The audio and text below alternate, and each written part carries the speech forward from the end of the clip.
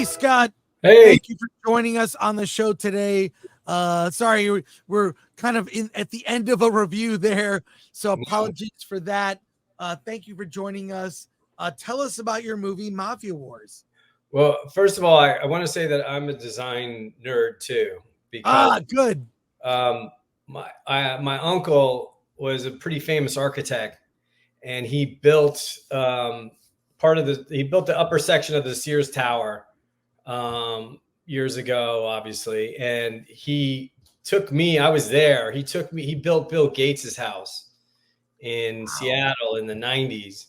And it was back then, it was a $300 million house in the early 90s that it's still there today, obviously. But it was the stuff they did in that house is like mind blowing. And you can just imagine, so ahead of its time. So I'm a huge, Frank Lloyd Wright, I'm a big, I was going to be an architect, and then I decided, probably stupidly, to go in the movie business. But I'm right there with you guys. I love design and stuff that kind of sets the precedent and that stuff that lasts, or that you can go, go back to. So right there with you guys. I think. Yeah, well, check out the doc Modernism Inc. I will. Very good documentary. But also, I'm not surprised you are a director, because directors fetishize over details. Yeah. Right. Yeah. I mean, that's part of your job, is to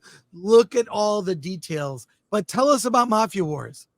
So Mafia Wars is a story about a guy who's in prison for I would say all the right reasons. He's doing it because his niece needs an operation, and he's selling drugs, but it's the only way he could get money quick. So he gets caught in Italy, and he's in prison, and he's pulled out of prison to go undercover to take down part of the Cosa Nostra, who are now, getting into the fentanyl business and wanting to supply all of Europe with fentanyl that they secretly are packaging in this huge brick factory just outside of Rome.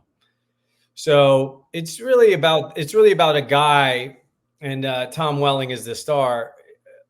He's forced into this, and he doesn't want to be the hero. He's the anti-hero, and he really has to do this.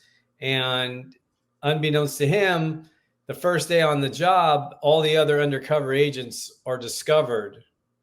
So he has to he rides shotgun all day with a guy who's a psychopath, who's executed the rest of his undercover unit, and you don't know if it's Cam Gigante, by the way, who's the psychopath, who doesn't know if he's a cop or not. So it's really I always kind of describe the movie as like the criminal version of Training Day, because you got a guy, taking Tom Welling around all day and really putting him through his paces.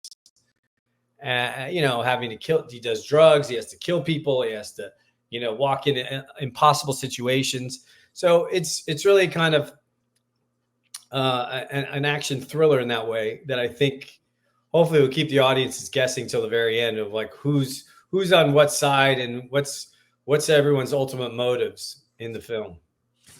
The cast is really amazing with Cam and Tom Welling. What's it like to work with Superman and Tom? Tell us what it was like to work with him.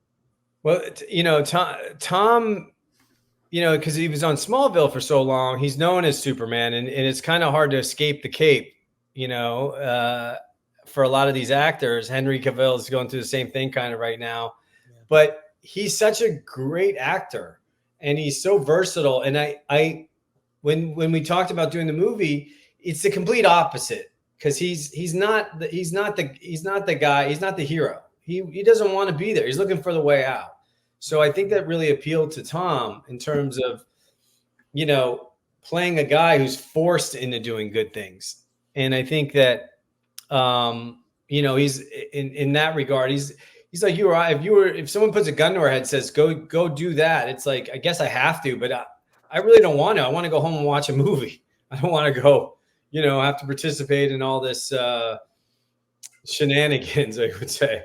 But Tom's a great guy, and he's a great family man. We got along really well on set, and we're talking about doing another movie together. I couldn't speak highly enough about him.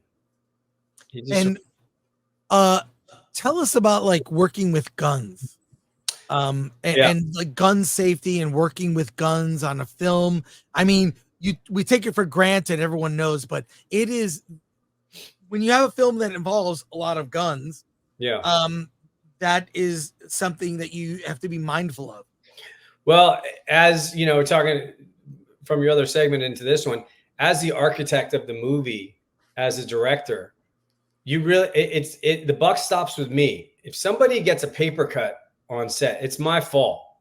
It might not be technically my fault, but that's the way I see it. So I always tell everybody, there was like a guy did like a 50-foot high fall in this movie, in this weird factory setting, and the pad was in a weird spot, but I went over it for hours because I don't want anyone to get hurt.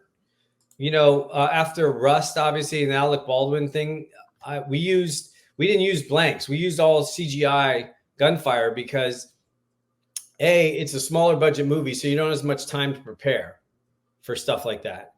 And two, there's also a language barrier when you're in Rome.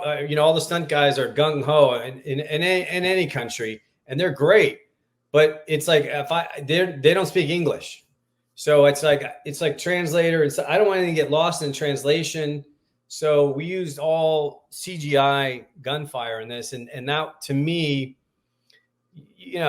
it's just much safer. It's just a movie. I want everyone to go home at the end of the day and be happy. And there's a kick. I've heard of that becoming more the norm. Yeah, is the CGI gunfire, because tell us how that works. Yeah, I mean, it's honestly, it's they add the muzzle flash and they add the shell ejecting in post, and the VFX guys now, they can make it look pretty real up close.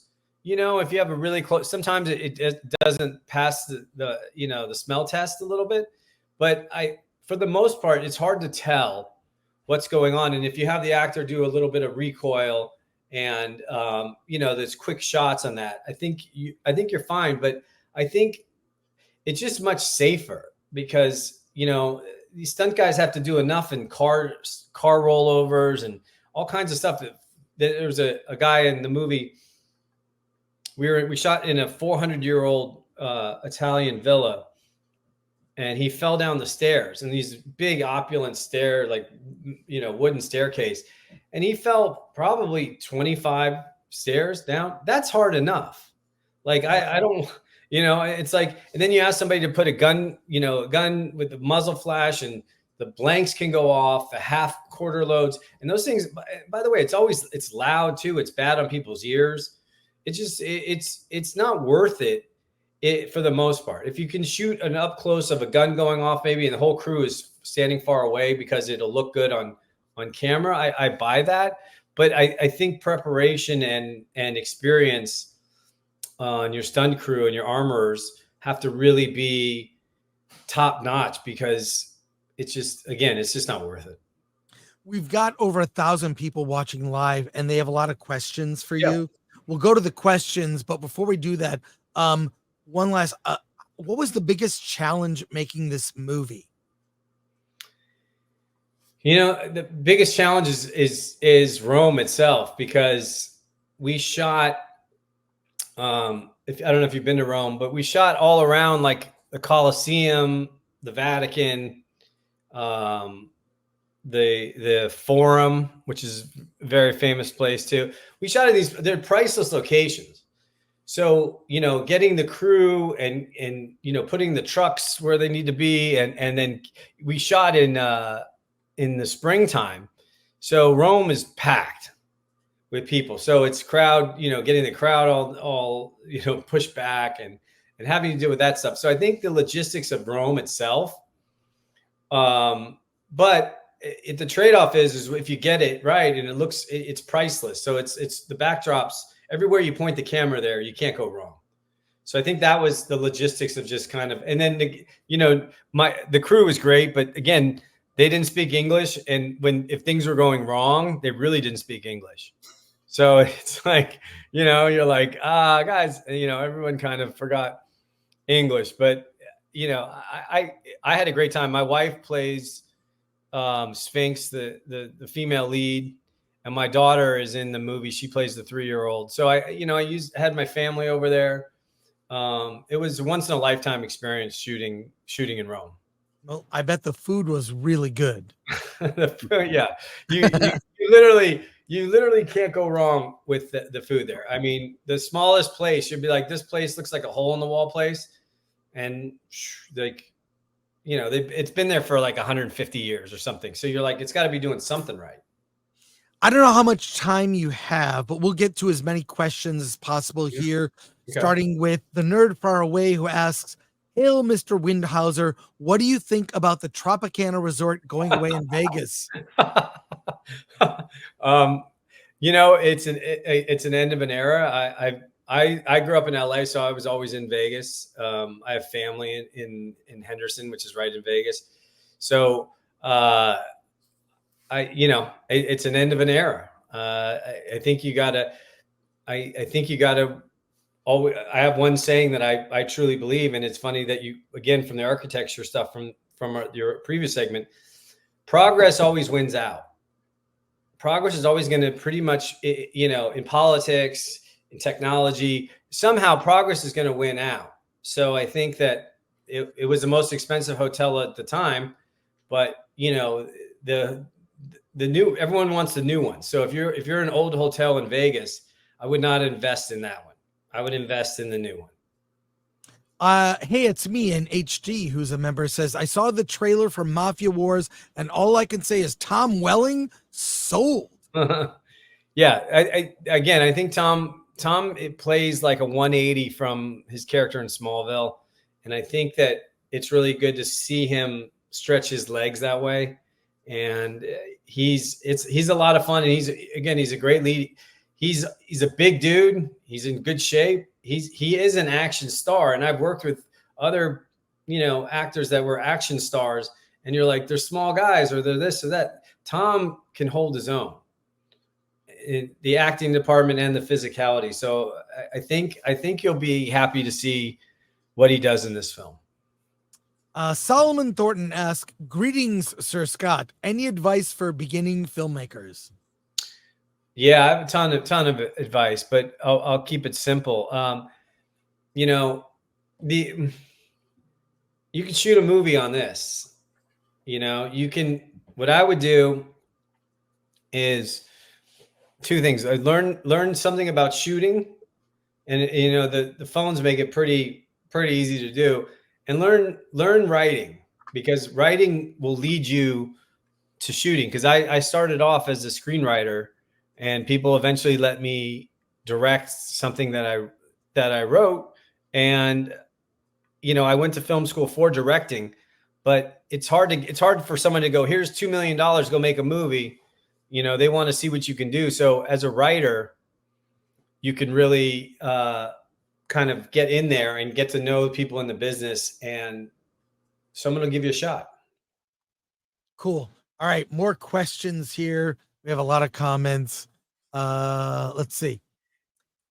Andrew Wordnut says, "Yeah, I'd opt for that unless you had top budget and trusted stunt coordinator," talking about the digital flash. So another question. Yeah, another question from Krizik. "I understand your concern about firearms on the set.